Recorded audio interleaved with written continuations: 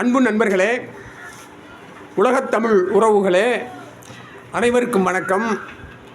இது தமிழ் மூலம் ஹிந்தி கற்போம் நிகழ்ச்சி.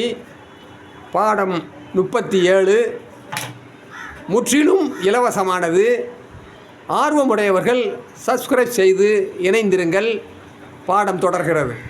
வாங்க, இந்த 37 பாடத்தில் நம்ம என்ன பார்க்க போகிறோம்னா, வழக்கத்தை குறிக்கும் காலம் முற்று பெறாத இறந்த காலம், பாஸ்ட் டென்ஸ். சரிங்களா?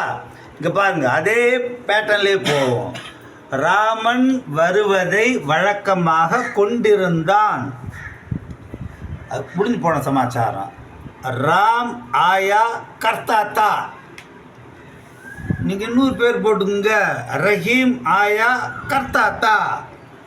அவ்வளோதான். ஜஃபருல்லா கான் ஆயா கர்த்தாத்தா. உங்கள் பேர் போட்டுக்குங்க, அவ்வளோதான். வெங்கடகிருஷ்ணன் ஆயா கர்த்தாத்தா. பிரின்சிபல் தான், பேர் மட்டும்தான் மாறும். அடுத்து வாங்க, ப்ளூரலுக்கு போவோம்.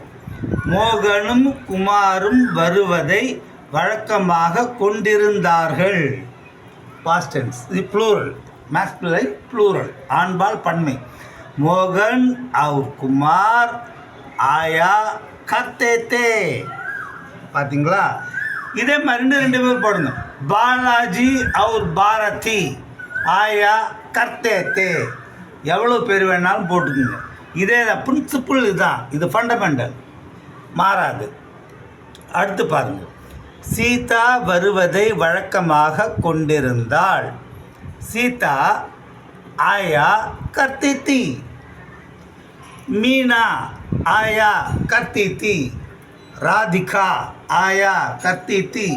ரஷிதா ஆயா கர்த்தி தி. எல்லாம் சேம், ஃபண்டமெண்டல் இதான், பேர் மட்டும் மாறும். இது துணை வினை, ஃபெமினைன் சிங்குலர். அதனால் சீதா ஆயா கர்த்தி தி. அதே இது ஃபெமினைன் ப்ளூரலுக்கு வருவோம் பாருங்கள். சீதாவும் ராதாவும் வருவதை வழக்கமாக கொண்டிருந்தார்கள். சீதா और ராதா ஆயா கர்த்தி தீ. ப்ளூரல் புள்ளி வச்சுருக்கும், பார்த்தீங்களா? இதே மாதிரி உங்கள் பேர் ரெண்டு பேர் போட்டுங்க. மோகனா और சாதனா ஆயா கர்த்தி தீ. அவ்வளோதாங்க. இந்த ஃபண்டமெண்டலை புரிஞ்சுக்கிட்டோன்னு வச்சுக்கோங்களேன். உதாரணம்லாம் நம்ம கொடுக்கறது தான்.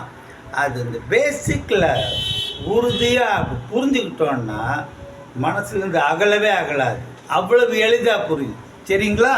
நம்ம அடுத்தது 38வது பாடத்தில் சந்திப்போம்.